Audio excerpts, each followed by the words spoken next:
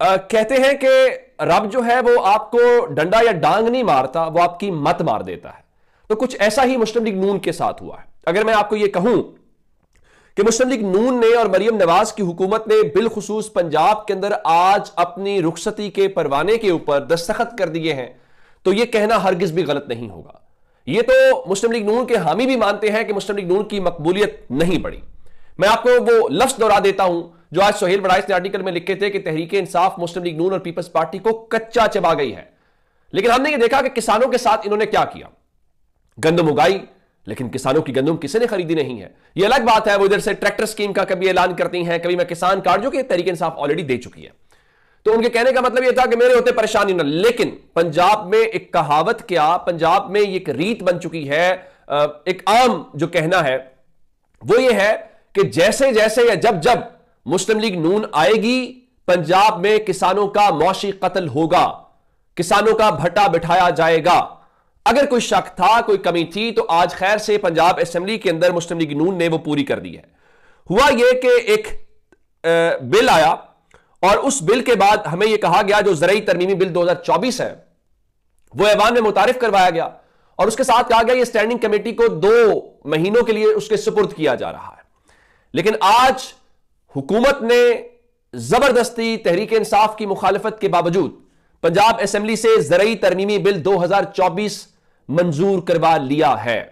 अब आपकी पहले फसल नहीं खरीदते थे, आपको खाद महंगी मिलती थी, जो बीज है या बाकी जो भी बिजली है वो महंगी मिलती थी। अब जरा अंदाजा लगाइए कि अपोजिशन के रहनुमा अहमर भट्टी ने ऐवान में खड़े होकर उसको सादा लफ्जों में समझाया। तो बिल यह है कि अगर 6 से 12 लाख रुपए अगर किसान कमाता है तो 15% ज़रई टैक्स देगा। चले इसको भी छोड़ देते हैं, आगे बढ़ते हैं, और अगर आप 12 लाख से ज्यादा कमाते हैं तो किसान 20% टैक्स देगा। और अगर आप 16 लाख से 32 लाख रुपए कमाते हैं तो किसान जो है वो 1,70,000 रुपए, और 32 लाख से 56 लाख वाले जो है वो 6,50,000 रुपए टैक्स देगा। जबकि 56 लाख रुपए कमाने वाला किसान जो है वो 16,10,000 रुपए टैक्स देगा। सालाना 1 करोड़ रुपए कमाने वाला किसान 37 लाख रुपए टैक्स देगा। यानी अंदाजा कीजिए कि जो कमाना है, और उसमें एक और भी बात है, यह 1 जनवरी से नाफिजुल अमल होगा। और उसके बाद अगर आप लाइफ स्टॉक जो है, जो आपका माल मवेशी है, उसके ऊपर भी, उसकी खरीदो फरोख्त के ऊपर भी टैक्स जो है वो नाफिज किया जाएगा। चले तहरीक इंसाफ तो मुखालिफत कर रही थी, लेकिन पीपल्स पार्टी जो आजकल उंगली कटवा के शहीद होना चाहती है, तो उन्होंने भी ऐवान से बायकॉट किया। उनका जी हम इसकी मुखालिफत कर रहे हैं। हमें बताया गया कि पंजाब तो बहुत डिलीवर कर रहा है, सरप्लस के अंदर है, लेकिन पाकिस्तान और IMF का जो चौथा दौर हुआ है, बताया गया है कि पंजाब के सूबे का बजट सरप्लस ना होने की वजह से उन्होंने तहफुजात का इजहार किया।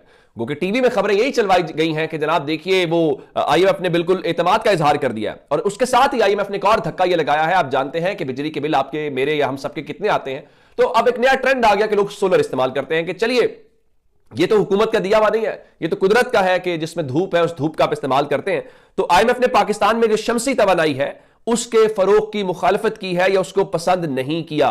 अब लगता यह है कि इनकी कहीं से भी कोई बात बन नहीं रही, तो फिर आप करें, लगाएं सोलर टैक्स पे भी, सोलर के ऊपर भी टैक्स लगाएं, लोगों के घरों से सोलर उतार लें। अब यही रह गया। मेरे ख्याल से ये अच्छा हो रहा है। अच्छा इन सेंस इसलिए है कि जिन लोगों की आंखों पे पट्टियां बंधी हुई थी उनकी पट्टियां भी उतर जाएंगी, और अब अवाम को या लोगों को किसी कॉल की कि तहरीक इंसाफ कॉल दे या फलां कॉल दे, उसकी जरूरत नहीं रहेगी। और ये तो खैर इतने घबराए हुए हैं उस एक कॉल से। मैं आपको उस हवाले से क्या बताऊं कि आज बिलावल जरदारी जो है वो टीवी के ऊपर आए और उन्होंने एक पूरी की पूरी, जिसको कहते हैं ना वो एक्टिंग, वो उस हवाले से एक्टिंग करते हुए हमें दिखाई दिए। फिर वो हमें ये बताते हुए दिखाई दिए कि उनके खानदान के ट्रंप के साथ ताल्लुकात हैं, और उनका जी बेनजीर भुट्टो और सदर जरदारी ट्रंप को तब से जानते हैं जब वो सदर नहीं थे। और उनका जी मैं जाती तौर पर ट्रंप के दामाद और बेटी को भी जानता हूं। और ये सारी बातें हुई तो दूसरे लफ्जों में वो अपनी CV पेश कर रहे थे। लेकिन वो मुस्लिम लीग नून की हुकूमत से मुतालिक कह रहे थे कि विफाक में ना इज्जत दी जाती है ना सियासत की जाती है। तो उनका जी दुनिया में हुकूमत अपने इत्तेहादियों के साथ मुआहदों पर अमल करती है। अगर आपको इज्जत नहीं दी जाती या सियासत नहीं होती तो सवाल यह पैदा होता है कि आपने 26वीं आईनी तरमीम, आपकी वजह से सब कुछ हुआ ना। बाकी हर मामले में आप शामिल हैं, यानी आपको सदारत पसंद है, आपको चेयरमैन सेनेट पसंद है, आपको गवर्नर खैबर पख्तूनख्वा पसंद है, आपको गवर्नर पंजाब पसंद है, और आप लोगों को यह कहना चाहते हैं कि आप जो है वो एहतजाजन जुडिशल कमीशन से अलग हुए, और फिर आप बातें करते हैं जी दही सिंध होना चाहिए और फलां होना चाहिए। तो आप इस सारे मामले में जो कुछ लोगों के साथ हो रहा है उस सारे मामले के अंदर फिर वो VPN के हवाले से और कहा देखिए इंटरनेट की स्पीड सुस्त कर दी है, हमसे मुशावरत नहीं हुई और इन लोगों को पता नहीं है। भाई आप हर चीज में शामिल हैं, आपके वोट से हुआ है, और आपका वोट ना हो तो मुस्लिम लीग नून की हुकूमत तो कल गिर जाए। यानी सदारत के मामले पे तो बारगेन में आपके मुकम्मल कामयाब रहे, बाकी ओहदे लेने में भी रहे, तो यार लोगों को बेवकूफ तो ना बनाएं। क्या आप चाहते हैं कि आप गवर्नमेंट भी इंजॉय करें और लोगों को यह तासुर दें कि जनाब आप अपोजिशन में भी हैं, फरमाया कि देखिए जो चीफ जस्टिस है और जो आईनी बेंच का सरबराह है वो गैर जानिबदार होना चाहिए। तो आप बताइए कि जब जस्टिस अमीनुद्दीन खान को आईनी बेंच का सरबराह बनाया गया था तो आपके फारूक एच नाइक जो उस इजलास में शरीक थे उन्होंने वोट किसको किया था? बताए ना।